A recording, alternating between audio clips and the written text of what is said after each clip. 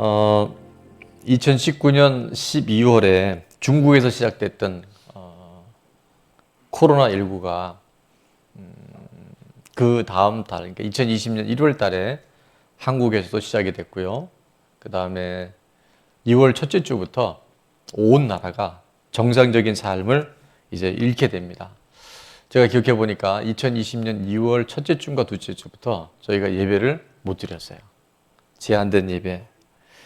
단순히 예배만 문제가 아니라 우리 일상의 모든 삶들, 주변에 엄청난 피해와 또 뜻밖의 이제 그 죽음의 문제를 우리가 현실로 목격을 했는데, 이제 3년의 시간이 지나고 지난 4월이죠. 2023년 4월에 약 3년 2개월 만에 이제 일상이 회복되기 시작했습니다.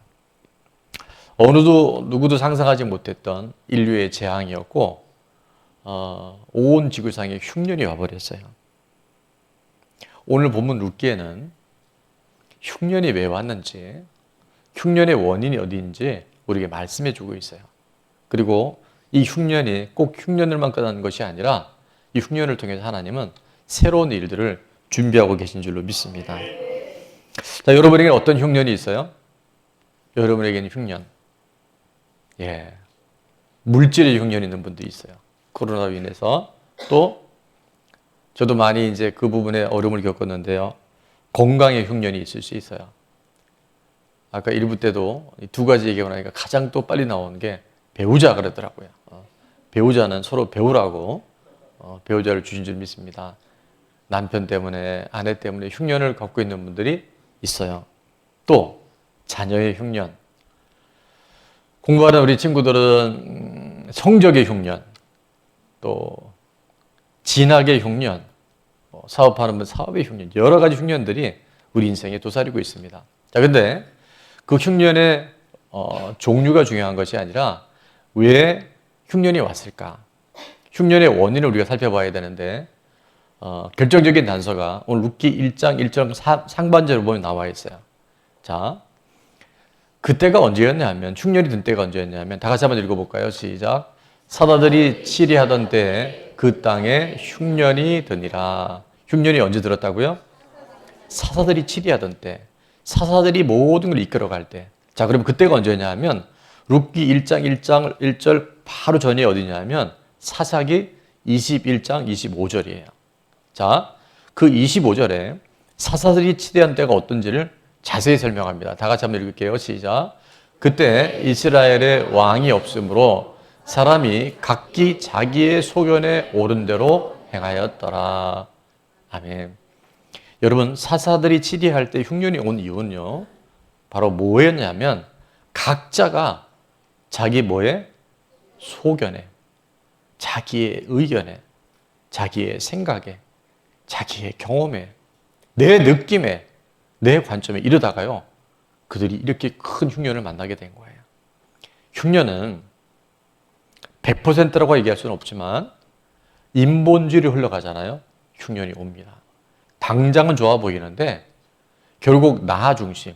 여러분, 여기도 우리가 굉장히 많은 분들이 예배를 드리는데 여러분이 저를 쳐다보는 관점이요, 다 다를 수 있어요. 우측에 계신 분들과 좌측에 계신 분들이 똑같은 이성형 목사인데 다르게 보인다니까요. 무슨 얘기냐? 내 생각대로 살아가는 것이 절대적이지 않다는 거예요. 근데 다 자기 소견에 옳은 대로 살아가니까 뭐가 온다고요? 흉년이 오는 거예요. 그래서 자, 오늘 말씀의 제목이 뭐냐면 흉년이 주는 교훈이 있어요.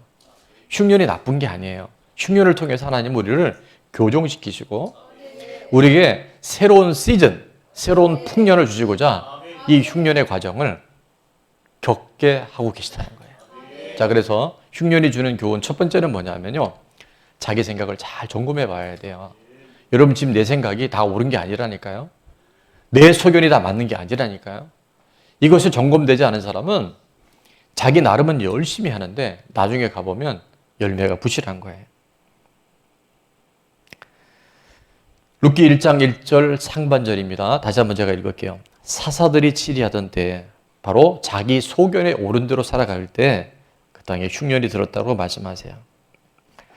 믿음의 반대말은 뭐라 그랬죠? 의심, 염려, 자기 열심이에요. 믿음의 가장 치명적인 건요, 자기 열심이에요. 교회 오면요, 성품 좋은 분들이 있어요. 성품 좋은 건 너무 중요하죠. 그런데 그것이 자기의가 되어버리면 믿음의 세계를 훼손할 수 있어요. 하나님이 일하시는 걸 제한할 수 있어요. 말이야, 내 나름대로는 나는 진짜 최선을 다했어. 그게 얼마나 아름다운 거예요. 근데 그게 자기 생각으로 가버리면요, 하나님이 일하시는데 방역거리가 될 수 있는 거예요. 아멘. 그래서 내 생각이 그렇다 할지라도 여러분 물어보세요. 아내에게, 공동체에, 또 나보다 하나님이 믿음의 리더로 세운 분들에게 상의를 해보세요. 그러면 내가 지금 옳다고 생각하고 내가 맞다고 얘기하는 것들이요, 항상 맞는 게 아닐 수 있어요. 사사들이 치리하던 그 소견이 좋은 대로 살다 보니까 인생에 흉년이 오고 피해갈 수 있는 어려움들이 우리 인생에 오고 있다는 거예요. 신앙생활하면서 변화가 있는 분들을 봅니다. 성장하고 성숙한 분들의 공통점이 뭐냐면 어려움이 있는데도, 과정에 굉장히 많은 흉년이 있는데도 그런 어려움이 있었을 때 자기 생각대로 가지 않고요, 그 어려움들을, 자기 안에 있는 문제들을 상의하는 분들이 있어요. 함께 기도를 부탁하고 내가 모르는 것도 솔직하게 물어볼 때 공동체 안에 하나님 이 만남을 통해서 하나님의 음성을 우리에게 들려주신 줄로 믿습니다. 모르면 물어보는 사람들이 돼야 돼요. 아는 척하지 마시고요. 이건 내가 잘 모르겠는데 어떻게 하면 좋을까요? 라고 물어보면 그 안에 하나님께서 놀랍도록 하나님의 예비된 음성을 우리에게 주실 줄로 믿습니다. 자, 두 번째입니다. 흉년을 통해 주시는 교훈은 뭐냐면 바로 약속의 땅. 하나님께서 내게 허락하신 그 베들레헴을 떠나지 않아야 돼요. 1장 1절 하반절과 1장 2절 하반절에도 보면 계속해서 반복되는 단어인데 뭐냐면 그들은 원래 유다 사람 베들레헴에 살던 엘리멜렉이라는 사람이었어요. 근데 그가 그곳에 있지 아니하고 흉년이 오니까 어디로 갑니까? 모압으로 가요. 모압 땅에 이민을 가버리는 거예요. 2절 하반절에도 보니까 그들이 모압 지방에 들어가서 거기 살더니, 자, 1차 흉년은 뭐 때문에 왔다 그랬어요? 사사들처럼 자기 생각, 자기 보기에 옳은 대로 살다가 보니까 흉년이 왔는데, 그 흉년이 왔을 때 내 생각을 바꿔야 돼요. 내 생각이 하나님 생각과 다르면 돌이켜야 돼요. 근데 그렇게 하지 않고 어떻게 했다고요? 모압으로 가버린 거예요. 자, 모압으로 가면 좋을 것 같았는데 가보니까 어떤 일이 있는지. 자, 유다 베들레헴 사람 엘리멜렉이다 이렇게 얘기를 했는데, 유다는 무슨 뜻이냐면요, 찬송이라는 뜻이 있어요. 유다라고 하는 뜻은 하나님을 찬양하다. 베들레헴은 떡집이라고 하는 의미가 있어요. 그러면 유다 베들레헴을 한 단어로 요약을 해보면 찬송의 떡집이 돼요. 이게 뭘까요? 바로 예배의 자리, 하나님께 찬양하는 자리, 믿음으로 고백하고 기도하는 자리가 바로 유다 베들레헴 찬양의 떡집인 줄 믿습니다. 흉년이 와도 우리가 하나님을 예배하는 자리에 머물러야 되고 하나님이 내게 은혜 주신 곳에 머물러야 되는데 흉년이 오니까 자꾸 떠나버리네. 그래서 뭐가 좀 되는 것 같은데 시간이 지나 보면 또 뭔가 이상해요. 어려움이 오고 뭔가 삶에 만족함이나 감사가 없어져요.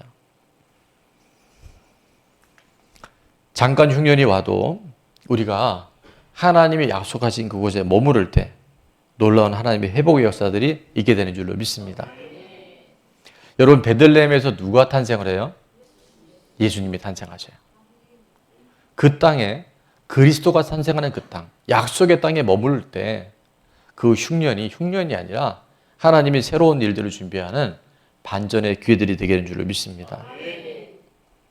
예수님이 탄생하신 그 땅, 약속의 땅에 머물렀는데 자기 생각대로 살다가 흉년이 온 그들이 돌이키지 않고 모압으로 떠날 때 어떤 흉년이 왔는지 공개를 합니다. 오늘 1장 3절에 보니까 나오미의 남편의 흉년이 왔어요. 엘리멜렉이 죽습니다. 나오미와 그의 두 아들이 남았으며 그 땅을 떠나면 좀 더 행복해지리라고 생각을 했는데 오히려 그 모압 땅에서 2차 흉년인 남편의 죽음이 기다리고 있었어요. 자, 하나님 그때도 이 택한 유다 베들레헴 사람들이 약속의 땅으로 돌이키고 생각을 하나님께로 되돌리기를 원하셨는데 그들이 끝까지 그 흉년 앞에서도 돌이키지 않았을 때 모압 땅으로 들어간 지 한 10년쯤 되던 그 해에 3차 흉년이 다가온 걸 봅니다. 5절에 보니까 말론과 기련, 이 누구냐면요, 큰아들, 둘째 아들이에요. 자녀의 흉년이 옵니다. 그 두 사람이 다 죽었다라고 얘기를 해요. 저는 엘리멜렉과 이 나오미의 가정에 가장 치명적인 약점이 뭘까를 생각해 봤어요. 뭘까요? 그들이 잘못된 길을 갈 때, 혹은 중요한 결정을 할 때 그들에게 조언해 줄 수 있고 그들이 그 물을 수 있는 공동체가 없었다는 거예요. 그러니까 여러분, 이 공동체가 이렇게 중요해요. 제가 의도한 건 아니지만 매주마다 말씀에 강조되는 게 뭐냐면 공동체라는 거예요. 혼자 있으면요, 빨리 갈 수 있어요. 편하게 갈 수 있어요. 그러나 함께 갈 때 우리가 멀리 갈 수 있어요. 하나님이 기뻐하시는 하늘 공동체로 마지막 주님 오실 날을 준비하게 될 줄로 믿습니다. 그래서 이 시대에 정말 지켜야 할 것이 많이 있는데 가장 중요한 게 뭐냐면 겸손한 나무가 가정을 지켜요. 겸손한 나무가 교회를 지켜요. 20년 넘게 목회를 하면서 이제 굉장히 많은 만남들이 있잖아요. 뭐 매주마다 우리가 처음 보는 새가족들도 오시는데 지금 우리 리더들, 중직자로 세워진 분들을 보니까 처음부터 우리 리더들이, 지체들이 유능하거나 탁월해서가 아니에요. 다 똑같았어요. 뭐 예수님 모르다가 예수님 믿고 교회 와서 신앙생활하는 분들인데, 자, 오늘의 리더십들이 세워진 가장 비결이 하나 있어요. 정답은 미리 말씀을 드리면, 힌트를 드리면 탁월한 것도 유능한 것도 아니에요. 근데 뭐였을까요? 예? 예, 겸손이에요. 또 하나는 뭐냐면 떠나지 않는 거예요. 내 마음에 안 들고 내 생각과 달라도요, 붙어 있는 사람들. 그때 하나님은 끊임없이 은혜를 주셔요. 아, 정말 저분이 변할까? 저분이 정말 그 믿음 안에 온전히 설까 했는데 5년이 지나고 10년이 지나고 15년이 지나고 아멘 할 때까지 20년이 지나고 23년이 지나면서요, 정말 놀랍게 하나님께서 만져주시는 거예요. 나무도요, 열매를 맺는 나무들은요 5년 정도가 지나야, 새로운 땅에 가면 5년이 지나야 이제 열매를 맺을 수 있대요. 약속의 땅 베들레헴 땅에 머물러 있어야 되는데 자꾸 또 모압 찾아가고 또 어딘가 또 찾아가고 그러다 나중에 보면요 신앙생활을 못 하더라고요. 제가 그게 안타까워서 그래요. 베들레헴 떠나면 안 됩니다. 하나님이 약속하신 그 땅에 머물 때 나는 별로 한 게 없는데 성령 하나님께서 우리를 변화시키셔요. 요한복음 15장 5절에 보니까 나는 포도나무요 너희는 가지라. 그가 내 안에 내가 그 안에 거하면 사람이 열매를 많이 맺나니. 자, 나를 떠나서부터 다 같이 읽겠습니다. 시작. 나를 떠나서는 너희가 아무것도 할 수 없음이라. 아멘. 이 시대에 우리가 떠나지 않아야 할 곳, 우리가 꼭 지켜야 할 가치 있는 곳이 또 하나 있는데 그게 뭐냐면요, 바로 가정입니다. 여러분, 가정은 그 어떤 것보다도 생명 걸고 지켜야 할 최고의 가치가 있는 곳이 바로 가정인 줄로 믿습니다. 요즘요, 이렇게 사람들이 만났다가 헤어지는 게 무슨 장난처럼 돼버린 시대예요. 아예 결혼을 하지 않으려고 살려고. 하나님은 분명히 이 땅에 두 가지 제도를 주셨는데 하나는 가정이고 하나는 교회예요. 하나님은 가정을 지키는 그 한 사람을 통해서, 베들레헴을 떠나지 않는 그 사람을 통해서 이 시대의 교회와 가정을 세워나가신 줄로 믿습니다. 마지막입니다. 흉년을 통해 주시는 교훈은 뭐냐면 남은 것에 집중해야 해요. 3절과 5절에 보니까 아까 우리 다 알고 있었죠. 2차 흉년인 남편의 흉년이 왔었을 때 성경은 나오미와 그의 두 아들이 남았으며라고 말하고요. 5절에도 보면 말론과 기련 두 사람이 죽었지만 그 여인은 두 아들과 남편 뒤에 남았더라라고 말씀하세요. 세상 사람들은 없는 것, 이미 잃어버린 것, 죽은 것들에 마음이 뺏깁니다. 근데 하나님의 사람들은, 믿음의 사람들은 죽은 것, 이미 없는 것, 이미 내게 상실된 것에 마음 뺏기지 아니하고 그래도 하나님이 나에게 남겨주신 것이 있어요. 그래도 하나님 내게 지금 소중하게 간직하게 하신 것이 있어요. 그것을 보는 것이 바로 믿음의 사람인 줄 믿습니다. 2023년이 이제 이번 주가 마지막 주 반이 지나가고 있어요. 개인이나 가정에 따라서 많은 차이가 있을 수 있겠지만 얻은 것이 많은 분들도 있어요. 그러나 잃은 것이 많은 분들도 있을 수 있어요. 자,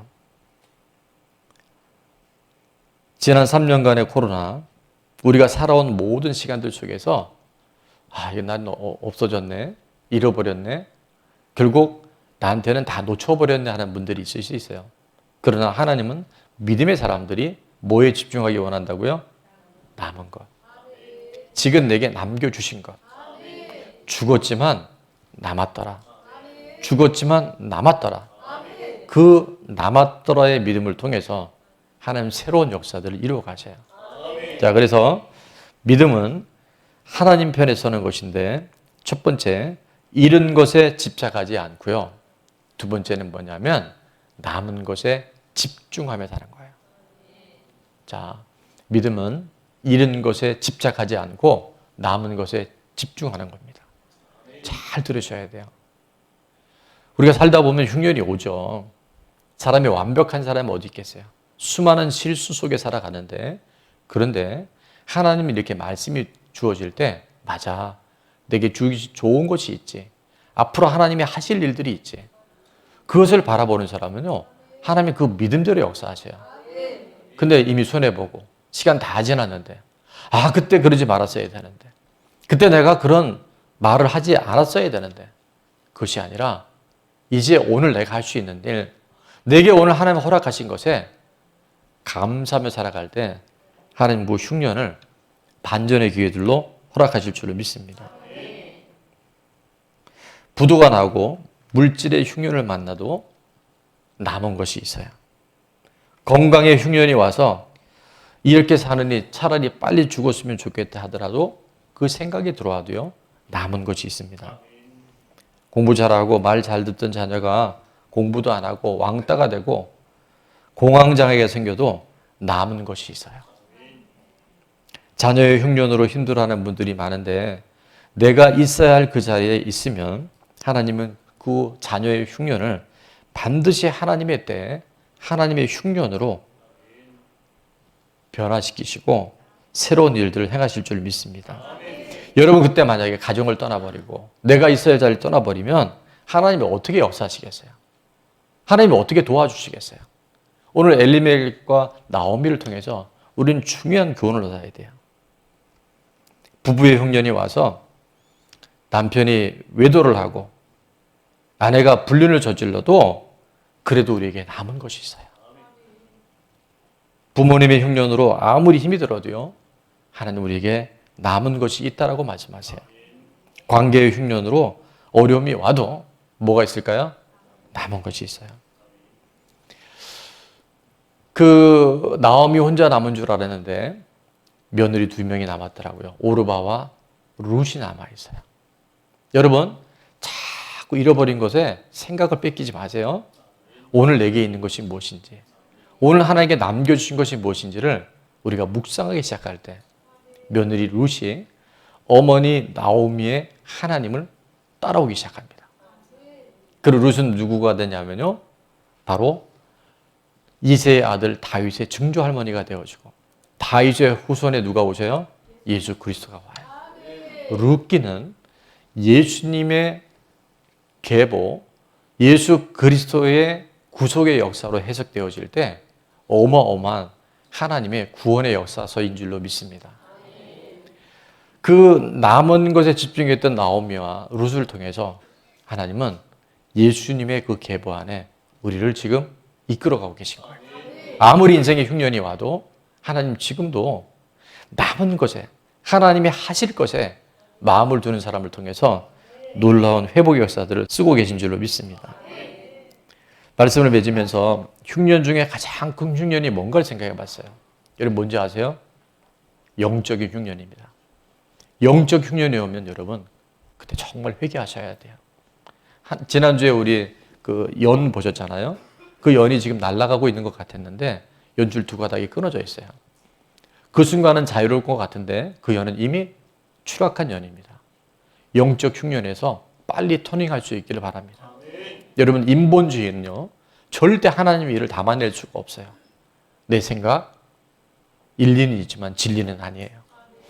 여러분 안에 있어야 할 곳, 은혜의 자리에 잘 정착할 수 있기를 바랍니다.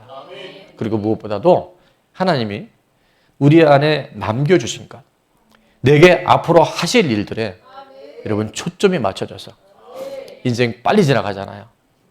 정말 어떤 흉년, 코로나보다 더한 흉년 속에서도 하나님 살아계시고 감옥에 가도 노예로 팔려가도 하나님이 함께 하시면 형통한 자가 되어져서 이 시대를 하나님의 영적 풍년으로 바꿔낼 수 있는 축복의 사람들 될 수 있기를 주의 이름으로 축원합니다.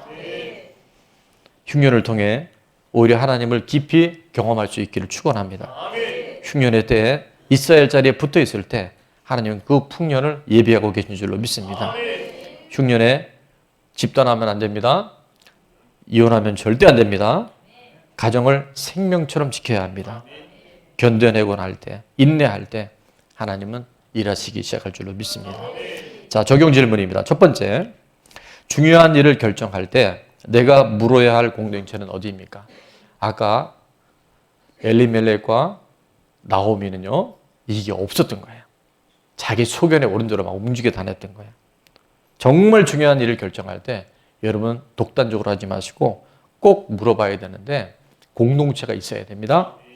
자, 또 하나는 지금 내게 조언과 권면이 필요한 것은 무엇입니까? 여러분 사귀지 마시고 그 조언과 권면이 필요한 것을 함께 공동체에 나눌 수 있도록. 여기는 가족 공동체가 있고요. 교회 공동체가 있어요. 자, 두 번째는 다 같이 한번 읽겠습니다. 시작. 내가 떠나지 않아야 할 베들레헴은 무엇이며 떠나야 할 모압은 어디입니까? 자, 떠나지 않아야 할 것도 있지만요. 떠나야 할 모압이 있어요. 내가 지금 모압 땅에 갔다면 빨리 베들레헴으로 돌아와야 돼요. 거룩이라고 하는 것은요. 입만 거룩한 게 아니에요. 구별된 거예요. 세상으로부터 분리되는 거예요. 그때 하나님이 흉년을 끊고 하나님의 풍년을 우리에게 허락해 주셔요.